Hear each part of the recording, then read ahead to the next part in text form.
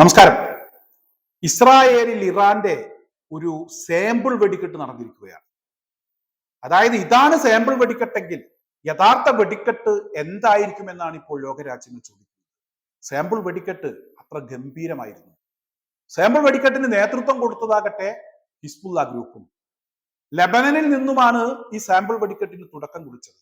അതായത് വെറും 15 മിനിറ്റിൽ വളരെ റെക്കോർഡ് വേഗത്തിൽ 15 മിനിറ്റിൽ 100ഓളം റോക്കറ്റുകളാണ് ഇസ്രായേലിനകത്ത് ചെന്ന് പതിച്ചത്.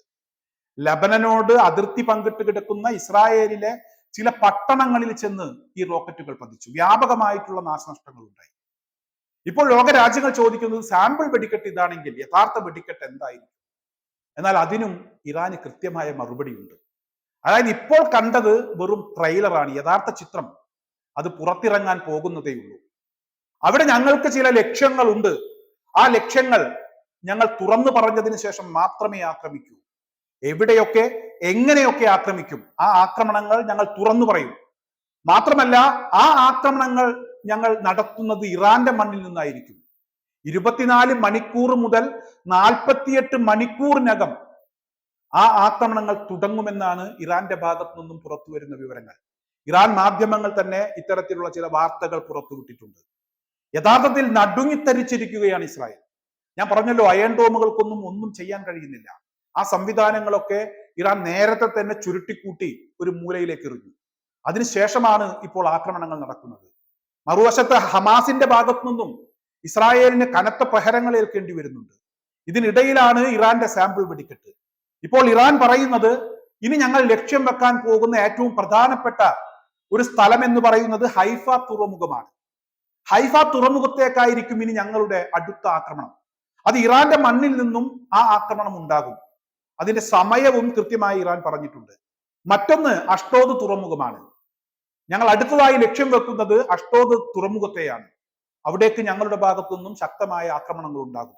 നിങ്ങൾക്ക് തടുക്കാൻ കഴിയുമെങ്കിൽ നിങ്ങൾ തടുക്കൂ. പ്രതിരോധിക്കാൻ കഴിയുമെങ്കിൽ നിങ്ങളൊന്ന് പ്രതിരോധിച്ചു കാണിക്കൂ. ഞങ്ങൾ പറഞ്ഞിട്ടാണ് യുദ്ധത്തിന് ഇറങ്ങുന്നത്.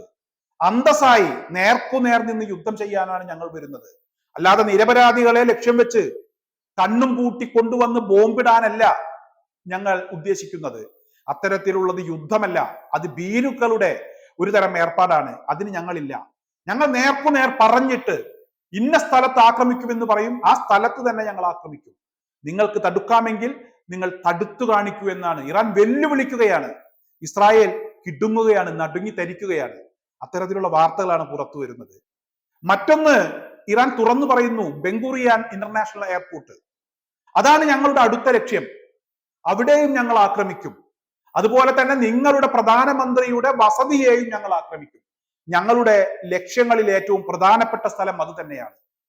എല്ലാ ഓപ്ഷനുകളും എല്ലാവിധ സംവിധാനങ്ങളും മേശപ്പുറത്ത് സജ്ജമാണ്. അതായത് ഏത് നിമിഷവും ഞങ്ങൾക്ക് ഞങ്ങളുടെ പരിപാടിയിലേക്ക് കടക്കാം, ഞങ്ങളുടെ ദൗത്യത്തിലേക്ക് കടക്കാം. എന്തായാലും അത് ഇറാന്റെ മണ്ണിൽ നിന്നുള്ള ആക്രമണമായിരിക്കും. ഇസ്രായേലിന് താങ്ങാൻ കഴിയില്ല. കഴിയുമെങ്കിൽ നിങ്ങൾ അത് തടുത്തു കാണിക്കൂ, അതിനെ പ്രതിരോധിക്കൂ എന്ന് ഇറാൻ വീണ്ടും വീണ്ടും വെല്ലുവിളിക്കുകയാണ്. ഇസ്രായേൽ നട്ടം തിരിയുന്ന കാഴ്ചയാണ് കാണാൻ കഴിയുന്നത്. ഞാൻ പറഞ്ഞല്ലോ, സാമ്പിൾ വെടിക്കെട്ട് പോലും താങ്ങാനുള്ള കരുത്ത് ഇസ്രായേലിനില്ല. ഇനി യഥാർത്ഥ വെടിക്കെട്ട് ഇസ്രായേലിന് എങ്ങനെ താങ്ങാൻ കഴിയും? ഇസ്രായേൽ അതിനെ എങ്ങനെ നേരിടും?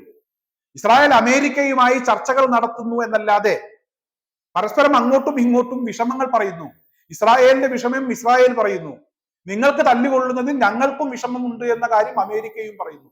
ഇതിലപ്പുറം രണ്ടു കൂട്ടർക്കും ഒന്നും ചെയ്യാൻ കഴിയുന്നില്ല. വേണമെങ്കിൽ കുറച്ച് നിരപരാധികളെ ഏതെങ്കിലും പരിസരത്ത് കൊണ്ട് നിർത്തിക്കൊടുക്കുകയാണെങ്കിൽ ആരോടും പറയാതെ ആകാശം മാർഗം വന്ന് അവിടെ ഒരു ബോംബിട്ട് അവരെ കൊന്നു തിരിച്ചു പോകും. ഈ കഴിഞ്ഞ ദിവസം ഇസ്മായിൽ ഹനിയയുടെ മക്കളെയും പേരമക്കളെയും കൊന്നു എന്ന ഒരു വാർത്ത ഇവിടെ ചില സംഘപരിവാർ മാധ്യമങ്ങൾ വളരെ കാര്യത്തോടു കൂടിയാണ് ആ വാർത്ത പുറത്തുവിട്ടത്. അതായത് ഇസ്മായിൽ ഹനിയയുടെ മക്കളെയും കൊച്ചുമക്കളെയും കൊന്നു എന്ന് പറയേണ്ടതിന് പകരം കൂടോടുകൂടി ഹമാസിനെ നശിപ്പിച്ചു, ഇനി ഹമാസ് ബാക്കിയില്ല എന്നൊക്കെയായിരുന്നു വാർത്തകൾ പുറത്തുവിട്ടത്. യഥാർത്ഥത്തിൽ അവിടെയും കുട്ടികളെയാണ് കൊന്നത്.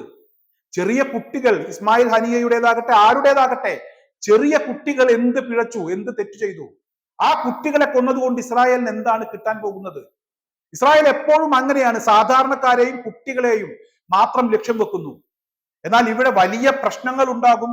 ഹമാസിന്റെ ആളുകൾ വലിയ പ്രശ്നത്തിലേക്ക് പോകും എന്നൊക്കെ പലരും ഇവിടെ പ്രവചിച്ചു. എന്നാൽ ഇസ്മായിൽ ഹനിയയുടെ ഒരു പ്രതികരണം ഈ വിഷയവുമായി ബന്ധപ്പെട്ട് പുറത്തു വന്നു. ഫലസ്തീനിൽ ഒരുപാട് കുട്ടികൾ മരണപ്പെട്ടിട്ടുണ്ട്, ഒരുപാട് സാധാരണക്കാർ മരണപ്പെട്ടിട്ടുണ്ട്. അതിലപ്പുറമില്ല എന്റെ കുട്ടികളും, എനിക്ക് എല്ലാവരും എന്റെ കുട്ടികളാണ്. എല്ലാ കുട്ടികളും മരിച്ചപ്പോഴും എനിക്ക് വിഷമം ഉണ്ടായിട്ടുണ്ട്. അതിലപ്പുറം എനിക്ക് എന്റെ കുട്ടികൾ മരിച്ചപ്പോൾ ഒരു പ്രത്യേക വിഷമം ഉണ്ടായിട്ടില്ല എന്ന ഒരു പ്രതികരണമാണ് വന്നത്.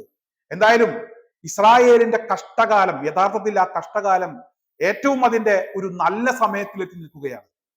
അതായത് ഇതുപോലുള്ള തിരിച്ചടികൾ ഇസ്രായേലിന് ഇനിയും കിട്ടിക്കൊണ്ടിരിക്കുമെന്നാണ് പറയുന്നത്. അതായത് ഇറാന്റെ ഭാഗത്തു നിന്നും ഇപ്പോൾ കിട്ടിയിട്ടുള്ള തിരിച്ചടികൾ, ഞാൻ പറഞ്ഞല്ലോ, ഒരു സാമ്പിൾ വെടിക്കെട്ട് കിട്ടി.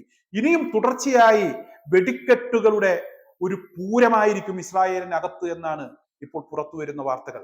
എന്തായാലും നമുക്ക് കാത്തിരിക്കാം. വരും മണിക്കൂറുകളിൽ തന്നെ ഈ വിഷയവുമായി ബന്ധപ്പെട്ടുള്ള കൂടുതൽ വാർത്തകൾ പുറത്തു വരുമെന്നാണ് പ്രതീക്ഷിക്കുന്നത്. അതുപോലെ തന്നെ എത്രമാത്രം ആളപായം ഉണ്ടായിട്ടുണ്ട്, ഇസ്രായേലിനകത്ത് എത്രമാത്രം നാശനഷ്ടങ്ങൾ ഉണ്ടായിട്ടുണ്ട് എന്നുള്ള വാർത്തകൾ ഇസ്രായേൽ മാധ്യമങ്ങൾ തന്നെ പുറത്തുവിടും എന്നാണ് പ്രതീക്ഷിക്കുന്നത്.